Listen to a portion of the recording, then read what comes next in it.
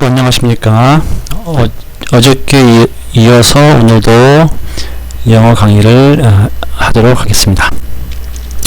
대한민국의 많은 영어 교수들, 전 특히 그 사람들에 대해서 한마디 하고 싶은데, 대학교의 교수가 되면 제 생각에 공부를 안 하는 것 같아요.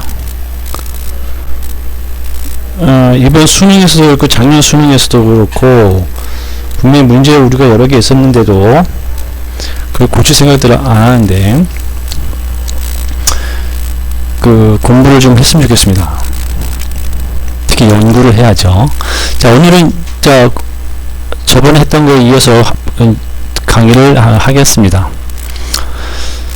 자, 보면은 모든 단어나 구절은 명사, 형용사, 부사로 나눌 수가 있습니다.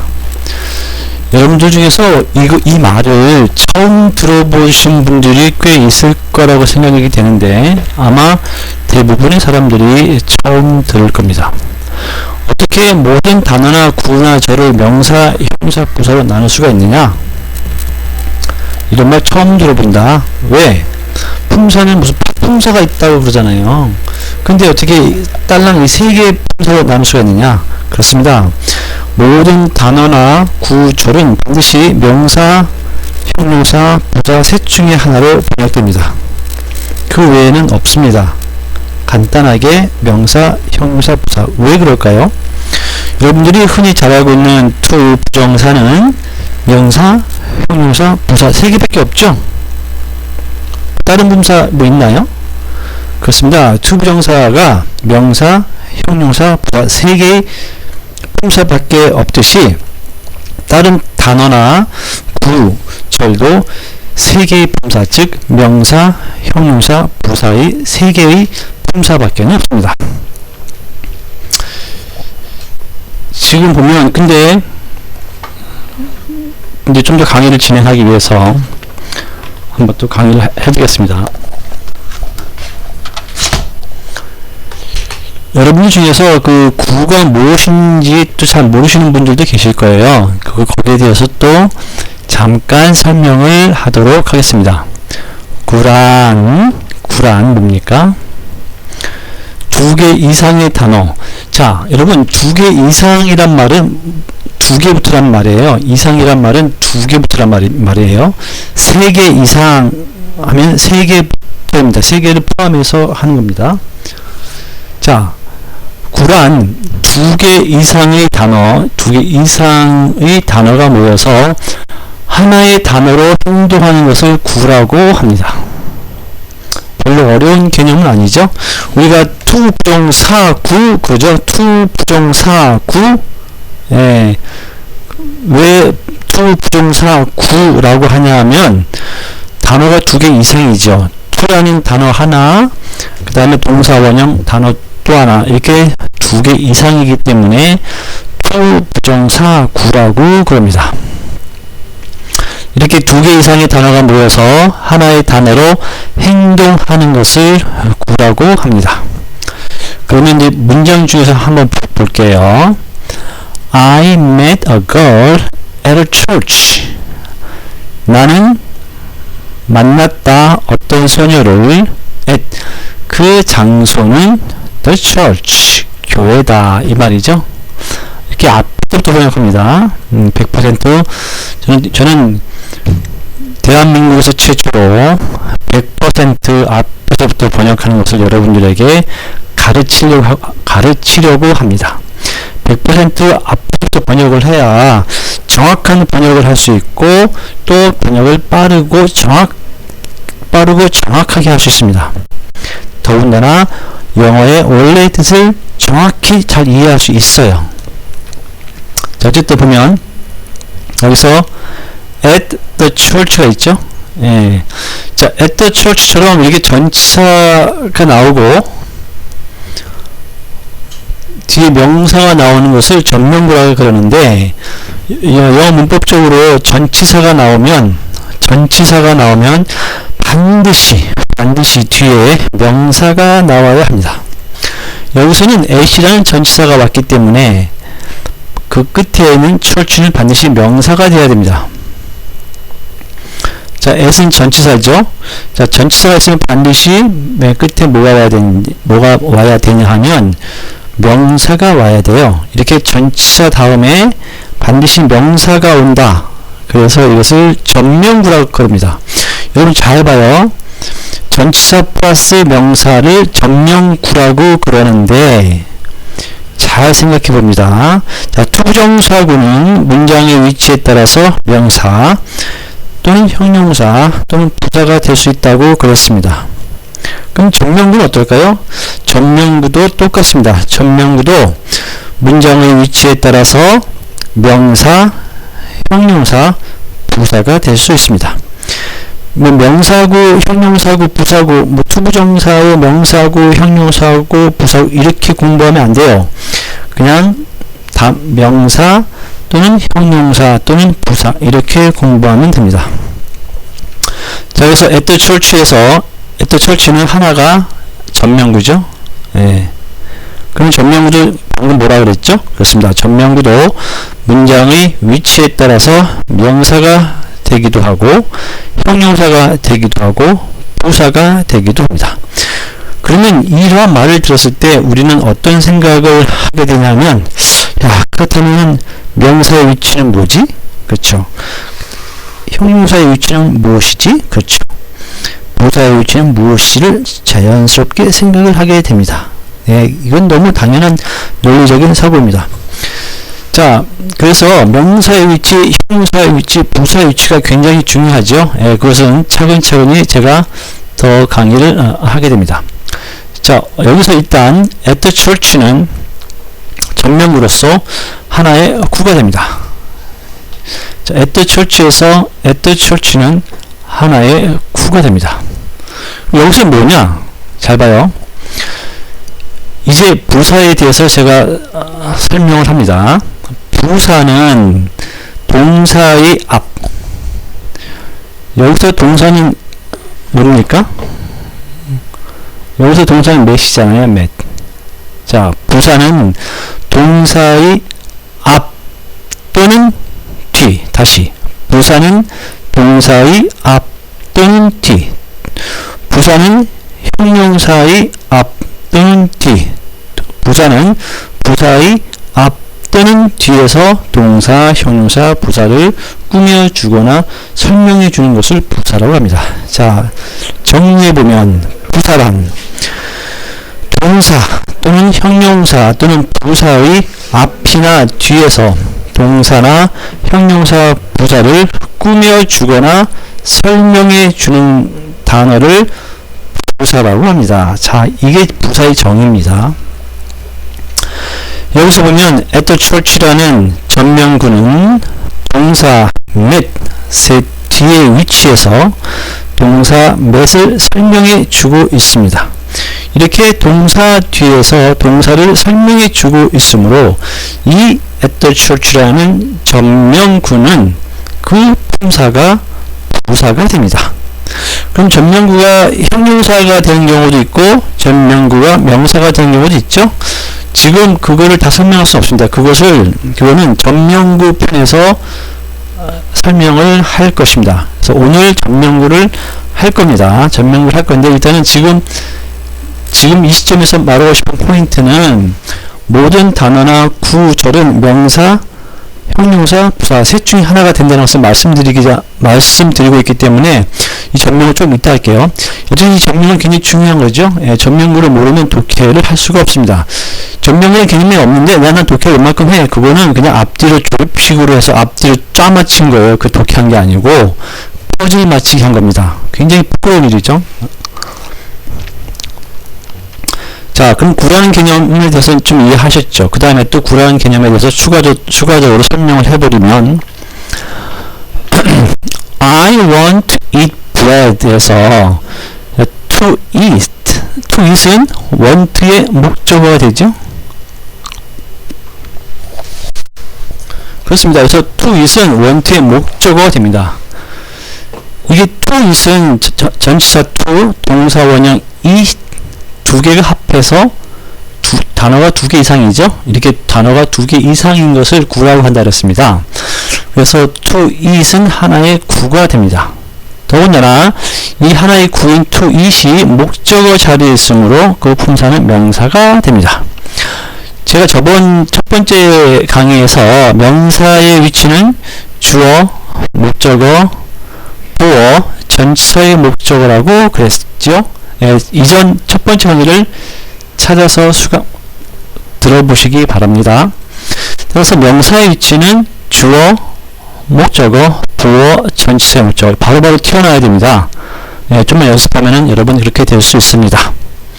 자, 그러면 여기서는 구라고 하는 것은 구란 두 개 이상의 단어가 모여서 하나의 단어로 행동하는 것을 구라고 하는구나, 이렇게 알면 됩니다.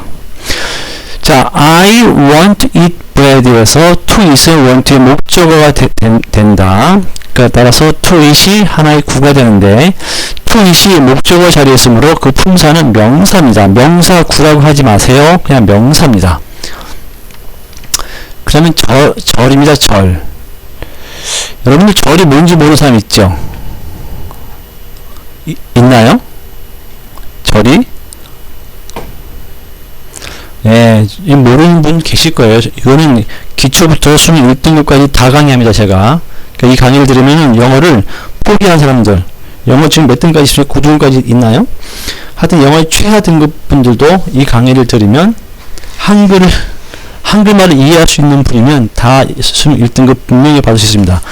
뻥이냐고요? 아니에요. 들어보시면 압니다. 뻥이 아닌지를.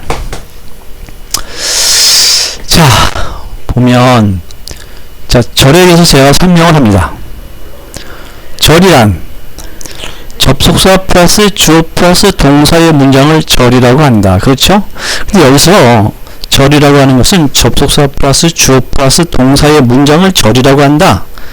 자, 이거를 설명해 주는 것도 중요하겠지만 더 중요한 것은 이 절조차도 문장의 위치에 따라서 명사가 되기도 하고 형용사가 되기도 하고 부사가 되기도 한다는 것입니다. 신기하죠? 자, 어떤 절이 그 절이 문장의 위치에 따라서 명사, 형용사, 부사가 된다는 것을 정확히 알아야지만 정확한 번역을 할 수 있습니다. 어떤 절이 있는데 그 절이 명사인지 형용사인지 부사인지 모르면 번역을 정확히 할 수 없어요. 왜 그러냐 하면 그 절이 명사라는 것을 확실히 알면 우리 한글말에, 우리 한글에 뭐뭐 하는 것, 뭐뭐 하기, 뭐뭐 함 이렇게 번역을 할 수 있죠. 근데 그 절이 명사인지 형용사인지 부사인지 모르면 어떻게 번역할 방법이 없는 거예요. 이 절이 형용사구나 라는 것을 알면 그 명사는 뭐뭐하다 이렇게 번역을 자연스럽게 할 수가 있잖아요. 그 다음에 부사면은 우리가 그 육하 원칙에 언제 어디서 어떻게 왜 뭐뭐 해서 뭐뭐 하기에 등으로 번역을 하면 되지요. 따라서 어떤 단어나 구나 절이 명사인지 형용사인지 부사인지를 아는 것은 굉장히 중요합니다. 그래서 제가 자꾸만 강조를 하는 거예요. 예문을 들어서 한번 보겠습니다. I said that you must go there 에서 자, that you must go there 그래서 that you must go there 절은 said의 목적어이므로 명사가 된다. 자, 이게 무슨 말이냐? I said 내가 말했다. 그 말한 목적이 있겠죠? That you must go there. 그것은 당신이 가야만 합니다. 그곳에. 자, 여러분 여기서 하나 이제 독해하는 방법을 하나 가르쳐드리면 앞으로 독해하는 방법을 여러분들이 계속 오픈을 할 겁니다. 앞에서부터 자연스럽게 번역하는 방법. 그 노하우죠. 이렇게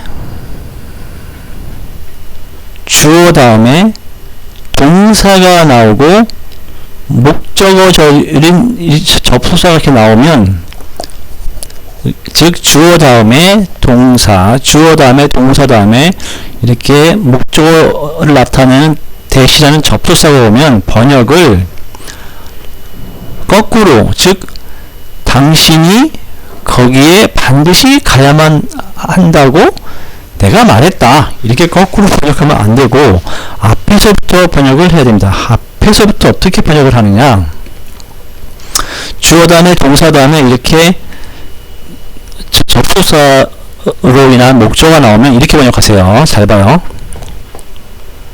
잘 보십시오. 내가 said that, I said that, 내가 말한 것은, 이렇게 번역하세요. 내가 말한 것은, 이 말. 자, 과거 시제니까 과거로 번역하면 되죠. I said that, 내가 말한 것은.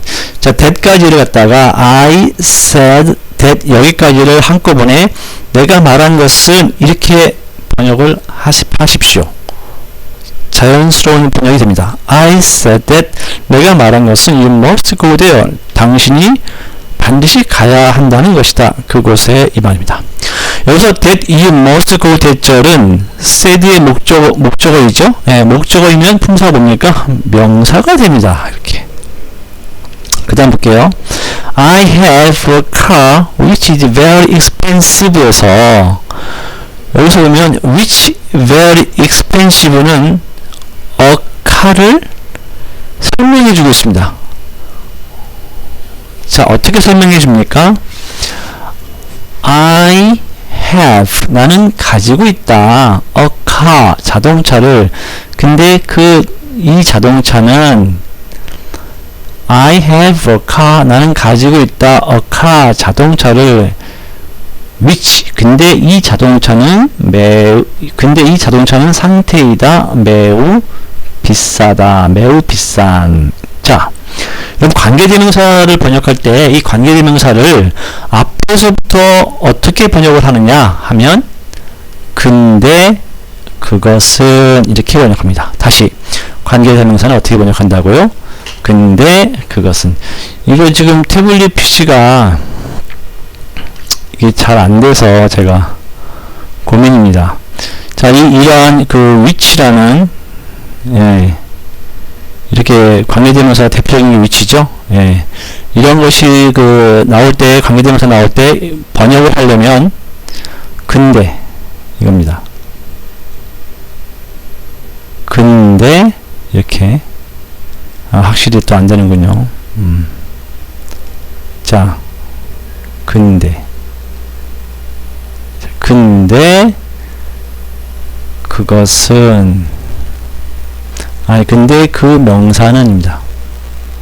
근데 그 명사는, 관계대명사 어떻게 번역하라고요? 근데 그 명사는, 이렇게 번역합니다. 근데 그 명사는, 나 태블릿 이거 괜히 사갖고. 자, 관계대명사를 어떻게 번역한다고요? 근데 그 명사는 이렇게 번역한다 그랬어요. 보기 흉하니까 지웁니다. I have a car, 나는 가지고 있다, a car, 자동차를. 근데 이 자동차는, 이 말이에요. is, 상태이다, 매우 비싼, 이 말이죠. 예. 이때 very라는 단어가 expensive라는 형용사를 앞으로부터 꾸며주고 있으므로 이 very는 형용사죠. 그 다음에 이 expensive는 이 자동차의 상태를 설명해주고 있으므로 expensive는 역시 형용사가 됩니다. 자, 관계대명사 번역하는 방법 알았죠? 관계대명사가 문장 중에 나오면 둘 중에 하나예요.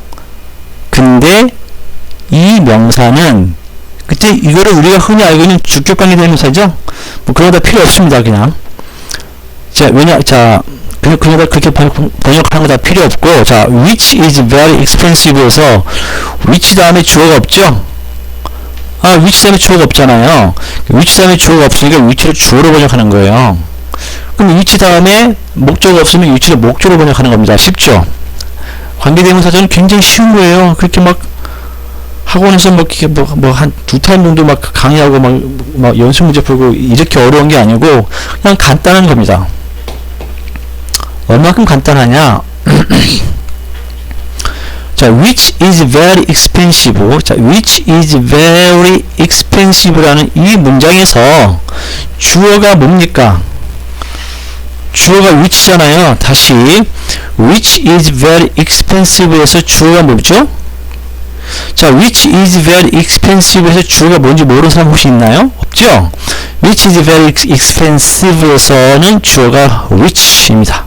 따라서 which를 주어로 번역하는 거예요. 근데 주어로 번역하는데 앞에 있는 명사를 한 번 더 반복해서 말해준다. 그것을 번역을 한글로 어떻게 번역합니까? 근데 이것은, 자, 근데 이것은 이라고, 근데 이 명사는 이렇게 번역한 것은 대한민국에서 제가 최초로 번역한 것입니다. 유튜브 강사 중에서 이렇게 설명한 사람이 있는데 그 사람 내 책을 보고 베낀 거예요. 제가 한 10년 전에 쓴 책에서 강의되면서 이렇게 써놨습니다. 영어문법 보면은 제 강의를 쭉 듣고 제 책을 이게 쭉 보시면 대한민국에서 최초로 제가 한 게 굉장히 많습니다. 그러고 보면 우리 대한민국 그 교수님들이 연구를 되게 안 하시는 것 같아요. 이 대학교 영어과 교수 되면 공부 안 하나 봐요.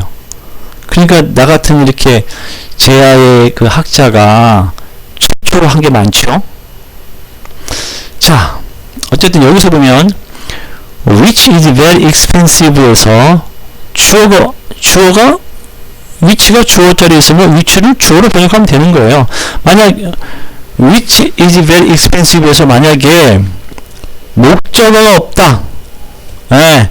목적어가 없으면 그때 which를 목적어로 번역하면 돼요. 여기서 which is very expensive에서는 주어가 없잖아요. 근데 which를 주어로 번역한 거고, 또 만약에 which 문장에서 목적어가 없으면 그때 which를 목적어로 번역하면은 게임 끝이죠.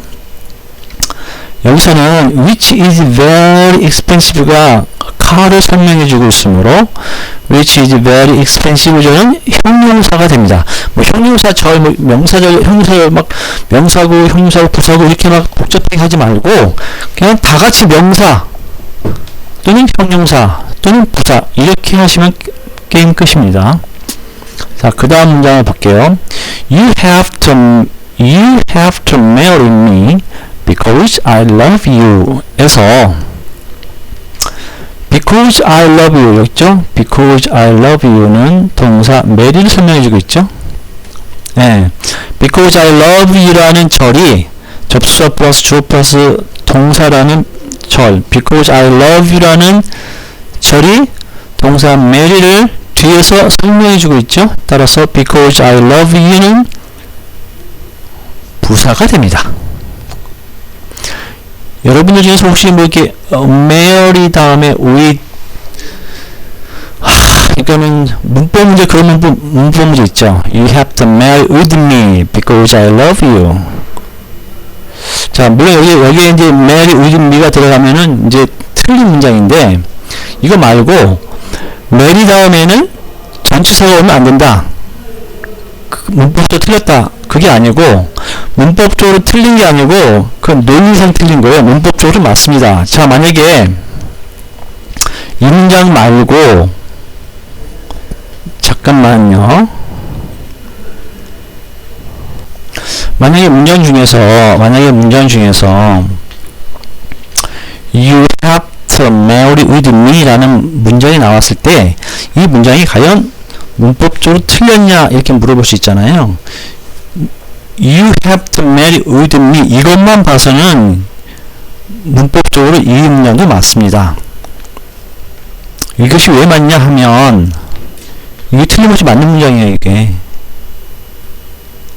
그럼 이게 왜 맞습니까? 예, 만약에 여기 with가 없다. 예, 만약에 with가 없다 그러면은 marry라는 동사가 직접 me라는 목적에 직접 미치죠.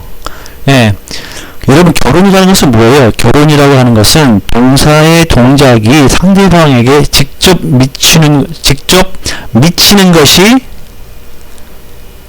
결혼이죠.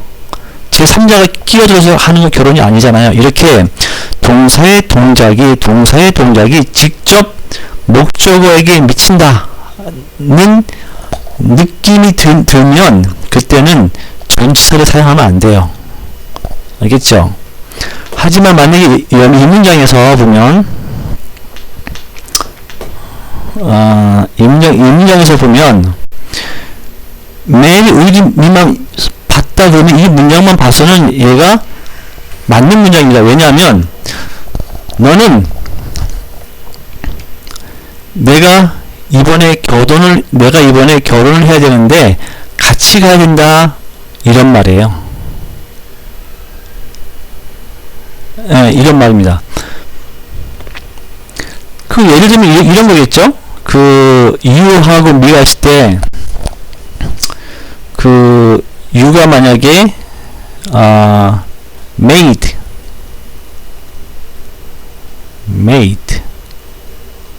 자, you가 maid고 자, me가 만약에 뭐 prince 왕자라고 합시다. 예, 왕자라고 쳐요. 자, 그러면 이제 왕자가 이 메이드가 자기한테 너무나 헌신적으로 잘 해줬으니까 너무 좋은 거야. 이 메이드가 자기 하녀를 부려먹기에. 그러니까 내가 이번에 옆집에 옆 나라의 이웃 나라의 그 프린세스 공주하고 결혼을 하는데 너 나랑 같이 가야겠어. 이 말이에요. You have to marry with me. 넌 나와 함께 나랑 같이 가서 결혼을 해야 된다.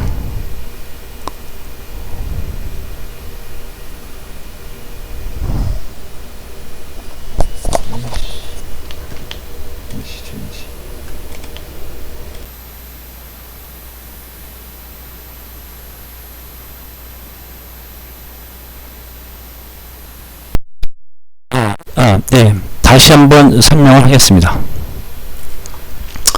이 강의를, 두 강의를 처음 해보니까, 좀, 약간 그렇긴 한데, 자, 다시 심기일전에서 다시 한번 해보겠습니다. 아까 같은 경우에 동사의 동작이 목적어에게 직접 미친다는 느낌이 있을 때는 동사와 목적어 사이에 전치사를 두면 틀립니다. 결혼하는 건 그렇잖아요. 결혼하는 것은 동사의 동작이 상대방에게 직접 미치는 거죠. 제3자를 데리고 같이 이렇게 결혼생활을 할 수는 없으니까 그땐 전치사를 넣으면 안 되는 거예요. 그렇죠? 자, 하나 예문을 근데 이런 경우는 문장이 맞습니다. 즉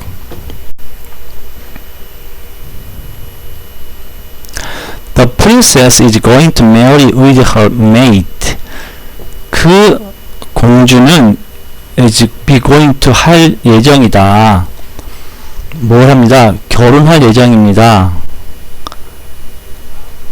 함께 데리고 간, 함께 가지고 가다. 전치사 with 는 함께 가지고 가다.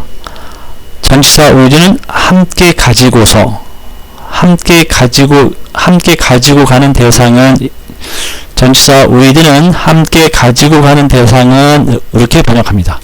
자, 다시 번역해보면 그 공주는 결혼할 예정입니다. 함께 데리고 가야 할 대상은 그녀의 그녀의 하녀입니다.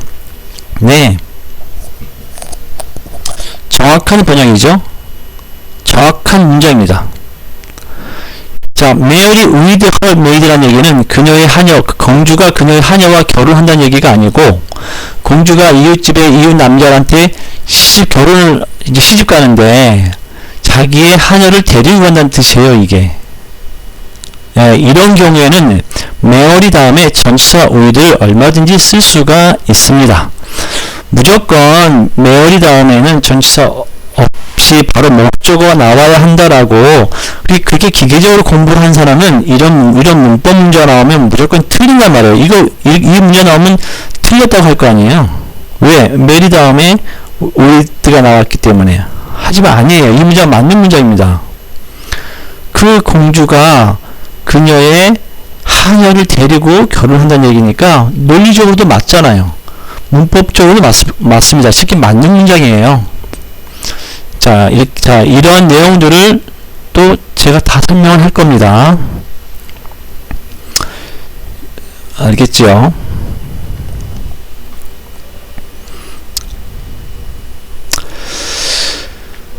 자, 그 다음에 또 굉장히 또 중요한 문제 나왔는데, 이러한 문장이 나오면 한국 학생들이 번역을 못해요. 공부를 잘못 배웠기 때문에 이런 걸 나오면 번역을 못합니다. 자, in the bathtub is dirty. 자, 이거 번역 어떻게 합니까? in the bathtub is dirty. 이런 문제가 나오면 학생들이 다 아는 단어예요. bathtub는 욕조죠, 욕조. 다 아는 단어임에도 불구하고 이 문장이 나오면 갑자기 하면서 머리가 하얘지면서 번역을 전혀 못합니다.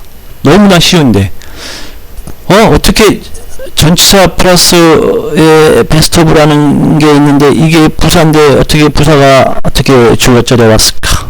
라고 고민을 하면서 독해하는 시간은 점점 지나가서 수능 영어를 망치게 되는 거죠. 아까 제가 조금 전 위에서 전치사 플러스 전치사가 나오면 반드시 뒤에는 명사가 나와야 한다 그랬습니다. 전치사 in이 나왔죠? 반드시 뒤에는 bathtub라는 명사가 나왔죠. 따라서 in the bathtub는 이렇게 in the bathtub는 합해서 전명구가 되죠. 네, 전명구가 됩니다. 여러분 제가 조금 전에 전명구는 문장의 위치에 따라서 명사가 될 수도 있고 형용사가 될 수도 있고 부사가 될 수도 있다고 그랬습니다. 여기서 보면 in the bathtub라는 전명구가 지금 주어 자리에 와 있죠. 다시 in the bathtub 전치사 플러스 명사 전명구가 지금 주어 자리에 와 있죠. 그러면 in the bathtub라는 이러한 전명구는 주어 자리에 왔기 때문에 품사가 뭐가 될까요? 그렇습니다. 명사가 되는 거예요. 그래서 in the bathtub는 전치사 플러스 명사 전명구죠. 예, 전명구이기 때문에 얘가 전명구인데 품사는 명사 아니면 형용사 아니면 부사가 되는데 얘 위치가 주어 자리의 위치다. 그럼 주어의 위치이므로 이때의 전명구는 명사가 되는구나. 명사가 됐으므로 명사를 번역한다. 그럼 명사를 어떻게 번역하느냐? 뭐뭐 하는 것, 뭐뭐 하기, 뭐뭐 함. 이렇게 번역하면 명사를 번역하는 겁니다. 이렇게 볼까요? in the bathtub, in the bathtub. 욕조 안은 이 말입니다. in the bathtub, 욕조 안은 is 상태다. dirty, 더러운 이 말이에요. 이러한 dirty는 욕조 안이라는 명사를 설명해주는 형용사입니다. 형용사란 명사를 설명해주는 거예요.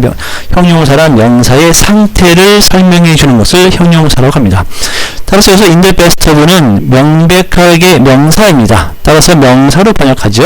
in the bathtub를 명사로 어떻게 번역합니까? 욕조 안, 쉽잖아요. 욕조 안은 더럽다 그 말이에요. 여기서 다 in the bathtub가 주어 자리에 있으므로 명사가 된다. 따라서 번역을 명사로 합니다. 뭐뭐 하는 것, 뭐뭐 하기, 뭐뭐 함 이렇게. 자, in the bathtub를 부사구로만 알고 있는 사람은 이 문장을 번역 못하죠. 맞죠? 네.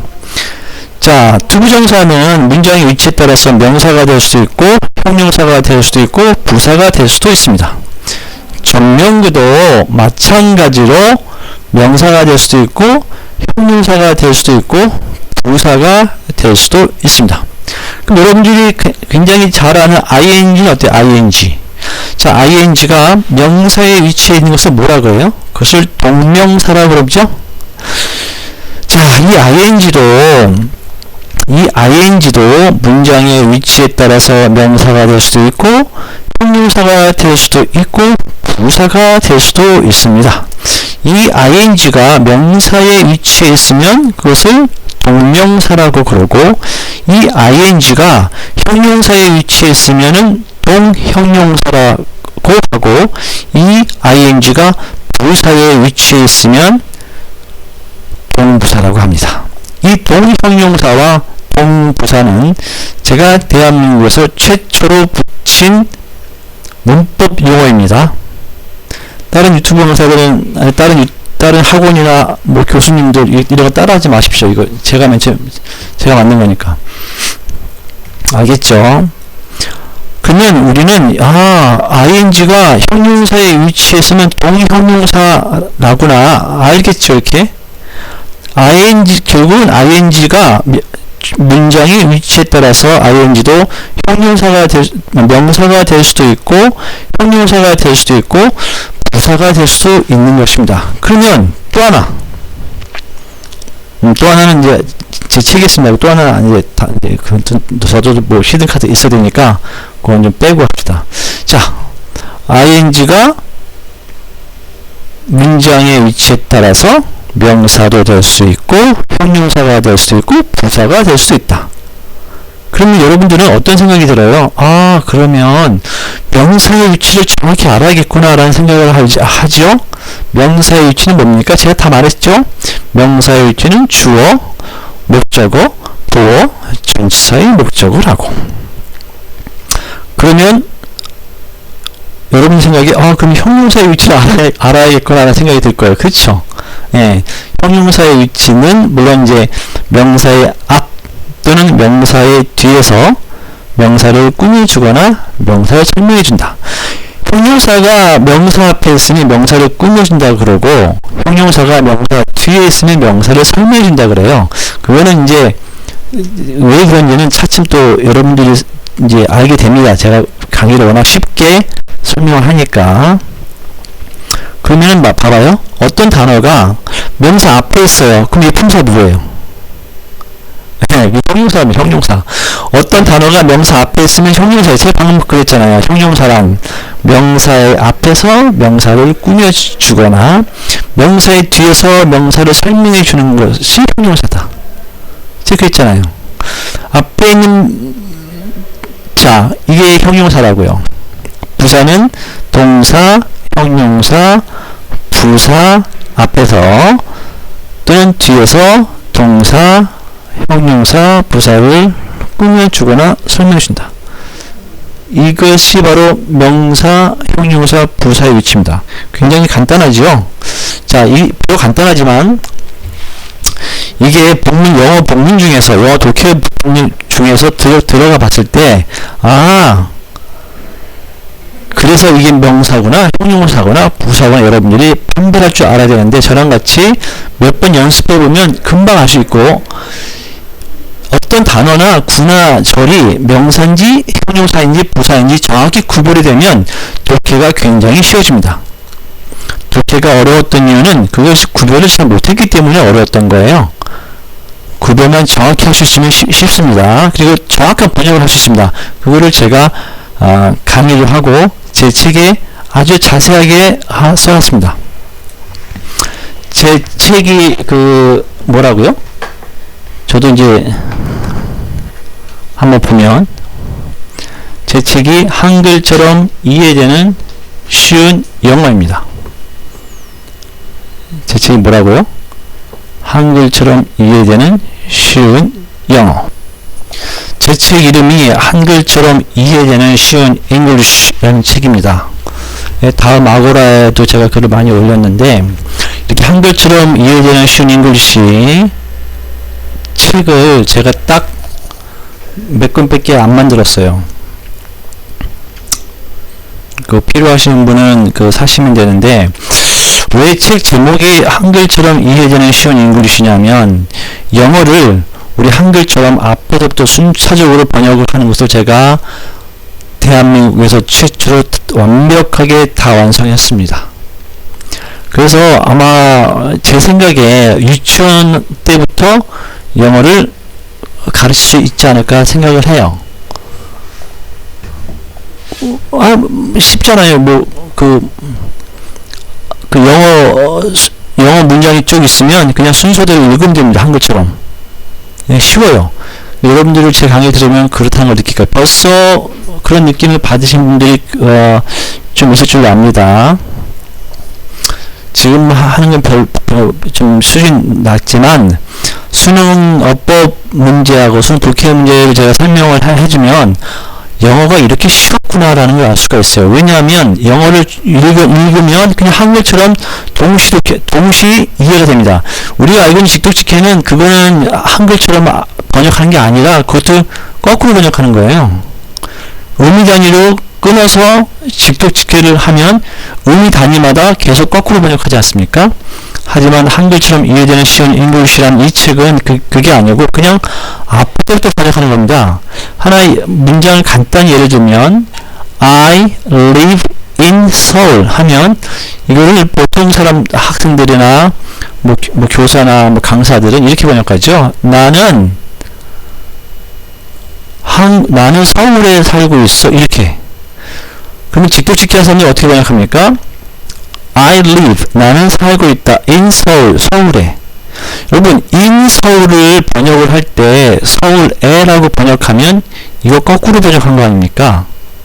왜냐면 전치사 in이 앞에 나와 있잖아요. in 서울이면 이게 서울에 하면 in을 나중에 번역한 거니까 거꾸로 번역한 거잖아요. 그러니까 직독직해도 시중에 유행하고 있는 직독직해도 결국은 거꾸로 번역하는 것에서 못 벗어난다. 거꾸로 번역하는 것의 아류작이다. 눈속임하는 거죠. 이게 아니고 직독직해가 아니고 한글처럼 정확하게 앞에서부터 여기서 어떻게 번역하냐 하면 잘 보세요. 잘 들어보세요. I 나는 live 살고 있다. in 서울에서 in 그 장소는 서울이다 이 말이에요. I live in Seoul 나는 살고 있다. in 그 장소는 서울이다 이 말이에요. 자, 나는 7시에 일어난다. 나는 7시에 일어난다. 나는 정확히 7시에 나는 정확히 7시에 일어나는데 영어로 어떻게 합니까? I get up at 7 이렇게 번역하잖아요. 영작하잖아요. 자, 그럼 다시 I get up at 7 o'clock. 자, 이거를 번역하라고 이제 해보면 보통의 사람들은 나는 7시에 get up 일어납니다. 이렇게 번역해요. 사실은 전치사 at이라는 것은 하나의 점을 가리키고 있기 때문에 매우 정확한 걸 나타내는 겁니다. 점이니까 얼마나 정확합니까? 그래서 I get up at 7을 번역할 때 정말 거꾸로 번역하더라도 제대로 번역해야죠. 거꾸로 번역을 하는데 제대로 번역하려고 그러면 나는 정확히 7시에 일어난다라고 번역을 해요. 맞아요. 거꾸로 번역해도. 물론 거꾸로 번역하니까 거꾸로 번역하면 안 되죠. 자, 직독직해하는 사람들은 이걸 어떻게 번역합니까? 나는 get up 일어납니다. at 7시에 이렇게 번역해요. 근데 at 7을 7시에라고 이렇게 직독직해 의미단위로 꺾어서 끊어서 번역했죠. 하지만 이것도 at 7을 결국은 거꾸로 번역한 거죠. 이 거꾸로 번역하면 안 되죠. 그러면 100% 앞에서부터 번역을 해봅니다. 그래서 제 책 제목이 한글처럼 이해되는 쉬운 잉글리시예요. 잘 봐요. 나는 get up 일어납니다. at 정확한 시간은 7시 이 말입니다. 이 말이에요. 그 전치사를 물론 이제 정확히 이해를 해야 됩니다. 전치사를 이해 못하면 영어 독해를 할 수가 없어요. 전치사를 정확하게 자기 것으로 이해를 못한 사람이 독해를 한다? 그것은 퍼즐식으로 짜맞추기지 그건 절대 실력이 아닙니다. 저는 전치사에 대해서 대한민국에서 저보다 더 전치사를 정확하게 한글처럼 앞부터 번역하는 방법을 가르쳐줄 사람은 없어요. 제가 왜 책을 쓰고 왜 유튜브 강의를 했냐면 대한민국에 있는 모든 유튜브 강의와 대한민국에 있는 모든 영어책을 보면 정말 좀 잘못된 게 허다하게 많아요. 그 일제시대 때 그 잘못된 일본어 문법을 우리 한국 사람들이 그대로 받아들인 거예요. 굉장히 안타까운 일이죠. 우리 한국인들의 놀라운 독창성과 창의력을 가지고 새로운 관점에서 우리 한글에 맞게끔 해야 되는데 일본이 한국말과 어순이 같다 보니까 학자들이 노력하지 않고 그걸 그대로 베껴갖고 영어를 가르친 게 오늘날 이 모양 이 꼴이 된 영어가 됐죠. 이번에 그 한미 FTA 계약을 체결하면서 영작이나 독해를 갖다가 얼마나 많은 오류를 했냐 하면 700페이지 책 한 권이 됐습니다. A4 용지 700페이지 책 한 권으로 나왔다 그러죠. 이게 참 놀라운 일이죠. 오늘날가 그 문법을 강조하고 막 이렇게 했고 또 얼마나 똑똑한 사람들이 그걸 했겠어요. 그 작업을. 그럼에도 700페이지 정도 되는 오류가 나왔다. 이것은 왜 그럽니까? 그렇습니다. 영어 문법을 정확하게 모르고 일본식 문법을 그냥 무대표로 그냥 따라해서 그런 거예요. 이제 저는 제가 강의하는 거는 그 일본식 영어 문법과는 전혀 다른 차원입니다. 아예 차원이 다르고 기존의 다른 영어 문법책이나 다른 강사들, 교수, 특히 저 대학 교수를 별로 안 좋아하는데 그 사람들의 사회 지도층으로서 그 혁신과 개혁을 이끌고 나갈 사람이 그 옛날 구닥다리 문법에 맞지도 않는 그 잘못된 거를 그냥 계속 시험 문제 내고 그러니까 참 답답하죠.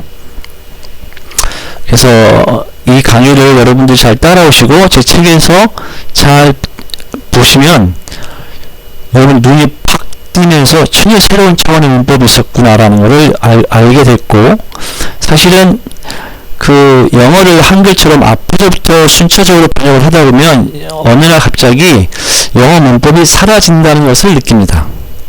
그냥 논리적인 순서대로 그냥 번역하면 되는 거예요. 영어는 명사 중심어예요. 명사 중심어. 명사 중심어이다 보니까 명사가 맨 앞에 나오고 그 명사를 그냥 쭉쭉쭉 설명해 나가는 겁니다. 순차적으로. 그게 영어예요. 뭐 예를 들어서 뭐 I go to school 해볼까요? 나는 이런 명사 나왔죠? 예, 그렇습니다. 그러면 나는 어떻게 한다는 얘기야? 꼭 간다는 얘기다, 그죠? 명사가 나오면 그 명사를 설명해 주는 거예요. 예, I go 그럽니다. 그러면 I want to eat bread. 그러면 I라는 명사 나왔죠? I라는 명사 어떻게 하기를 원해요? 원한다 그 말이야. 그렇죠? 예, to eat. 먹기를 원한다. 자, I want, 나는 원한다. to eat. 그것은 먹는 것이다. bread, 빵을. 근데 그 빵이 어디 있어요? 예, bread란 빵이 나왔죠? 그러면 또 명사를 또 설명해준다. 영어는 명사를 계속 순차적으로 설명해주는 언어예요. 그러다 보니까 굉장히 논리적이고 어떻게 보면 굉장히 쉬워요. 되게 쉬운 겁니다. 순서대로 그냥 쭉 읽어나가면 돼요. bread, 빵인데 그 빵이 어디 있어요? bread which is on the table 이죠. 근데 그 빵은 근데 그 빵은 is 있다. on 이때 on은 그 위치입니다. on의 번역은 그 위치예요. on 그 위치는 the table 그 테이블이다 이 말이에요. I want to eat bread which is on the table. 자, I want 원한다. to eat. 자, I want to eat 해서 이 to를 번역 어떻게 합니까? 예, 목적어, 투부정사가 목적으로 쓰이면, 투부정사가 동사의 목적으로 쓰이면 이때 투부정사의 to는 그것은 이렇게 번역합니다. 다시. 투부정사가 동사의 목적으로 쓰일 경우에 그때 이 to는 그것은으로 번역합니다. 투부정사가 목적으로 쓸 때는 그것은으로 번역한다 그랬어요. 다시 이제 한글처럼 번역해 봅니다. 나는 want 원한다. to 그것은 eat 먹는 것이다. bread 빵을 which 근데 이 빵은 is 있다. on 그 위치는 the table 그 테이블이다. 자, 제가 지금 영어 문장을 100% 한글로 번역했죠? 순차적으로 이렇게 모든 영어를 이렇게 동시에 미국 사람과 동시에 읽고 동시에 리스닝 하면서 동시에 끝을 냅니다. 이렇게 할 수가 있어요. 이 방법을 제가 평생 동안 연구했고 그것이 드디어 결실을 맺어서 제가 책을 쓴 것이고 이렇게 유튜브로 강의를 한 겁니다. 제가 유튜브에서는 최대한 한글처럼 이해되는 쉬운 잉글리시 그 책 내용을 최대한 많이 하려고 하고 그 중요한 내용들, 물론 제 책 내용은 대부분 다 중요합니다. 왜냐? 저는 기존의 일본식 문법 관점에서 본 게 아니고 전혀 딴 나라, 즉 그냥 쉽게 4차원 정도의 세계의 관점에서 영어 문장을 본 것입니다. 전혀 다른 차원에서 다른 차원의 관점으로 본 거고 다른 차원으로 이해를 한 것이기 때문에 이렇게 한글처럼 독해를 할 수 있었던 거예요. 이렇게 한글처럼 이해되는 쉬운 잉글리시 책을 여러분들이 읽어서 잘 이해를 하면 독해 실력을 지금보다 한 3배 정도 빠르게 할 수 있습니다. 그리고 영어 원문의 뜻을 정확하게 이해할 수 있습니다. 왜냐하면 이 영어를 쓰는 영어권 사람들, 대표적으로 미국 사람들이죠. 그 미국 사람들은 영어를 분명히 앞에서부터 읽고 쓰고 번역하기 때문에 그들과 똑같이 그들의 생각과 똑같이 앞에서부터 읽고 쓰고 해야 되는 것이에요. 이러한 사실들을 여러 사람들은 알았어요. 그럼에도 불구하고 그 벽을 넘지 못했던 이유는 제일 중요한 전치사라든지 투부정사 같은 거를 이러한 것도 전혀 이해를 못했기 때문에 이거는 그냥 한글의 한계인가 보다 하고 포기하고 더 이상 도전을 안 했기 때문에 그런데 저는 계속 도전을 해갖고 그 한계를 뛰어넘었습니다. 투부정사가 목적으로 쓰일 때 그때의 to를 그곳은으로 번역한다는 것은 좀 놀라운 발상의 전환이고 생각 아닙니까? 제가 얼마나 연구를 많이 했겠어요. 그 전치사 오브도 이제 목적으로 쓰이는 그것으로 번역한 경우가 많습니다. 그것도 전치사 파트에서 설명을 할 건데 영어는 굉장히 쉽습니다. 영어는 굉장히 쉽고 문법도 사라지고 오형식도 사라집니다. 그 모든 건 그냥 사라지고 문법이 사라지고 영어는 그냥 단순하게 명사가 앞에 있고 그 명사를 그냥 쭉 설명해 쭉 나가는 겁니다. 알겠죠? 자, 일단 오늘은 여기까지 하고 지금 제가 일단은 제 강의를 끌고 가기 위해서 가장 기초적인 내용들을 많이 하고 있는데 이런 기초적인 내용만 여러분들이 봐도 독해 실력이 한 50% 정도 급상승하는 걸 경험하는 친구들이나 많은 분들이 계실 겁니다. 근데 지금 제가 생각할 때 먼저 기초적으로 중요한 거는 사실 기초가 아닙니다. 이게 원리죠. 그 명사의 위치, 그 다음에 형용사의 위치, 그리고 부사의 위치를 정확히 파악하고 이해하는 것이 굉장히 중요하다. 이것만 알아도 독해 능력이 갑자기 급상승하고 두 번째로는 전면구입니다. 전면구가 문장의 위치에 따라서 명사, 형용사, 부사를 쓸 수 있는데 그 각각의 경우가 어떤 것인지를 예문을 통해서 공부하고 그 원리를 이해하는 게 중요합니다. 따라서 일단 명사의 위치, 형용사의 위치, 부사의 위치와 전면구까지만 여기까지만 딱 배워도 여러분들은 실력이 특히 독해력이 많이 상승한 것을 여러분들 바로 피부로 느낄 겁니다.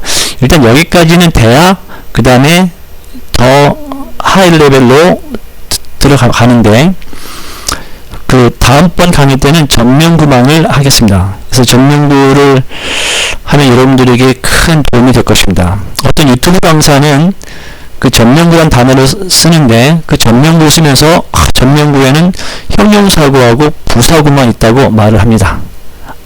절대로 그렇지 않습니다. 그 사람이 독해를 많이 안 해봐서 그래요. In the best of its dirt라든지 아니면 그 유명한 문장이 있습니다. The cat came from under the tree. 이거 있죠? 예. from under the tree 할 때 under the tree가 하나의 전면구로서 전치사 from의 목적어가 돼서 명사가 되는 경우다. 이런 거를 문법적에서는 원리를 모르니까 이중 전치사라고 또 따로 분리해놨어요. 그러니까 학생들이 얼마나 공부하기 힘들어요. 여러분들이 공부를 할 때 자꾸만 분리를 많이 해놓으면 헷갈려서 공부가 안 돼요. 원리를 통합합니다. 아인슈타인 같은 천재는 통합장려론이죠. 떠돌아다니는 많은 이론들을 통합하는 것이 천재입니다. 뉴턴도 그랬고 여러분 중에 또 비난하는 분들은 네가 천재냐 뭐 그런 분이 있는데 뭐 그렇지는 않겠지만 영어 문법에 대해서 전혀 새로운 각도로 봤고 한글처럼 누구나 쉽게 이해하고 정복할 수 있는 언어라는 게 영어라는 것을 제가 책에서 그 다음에 이 강의에서 쭉 보여줄 겁니다. 자, 다음번에는 전면구를 강의해 드리겠습니다. 감사합니다.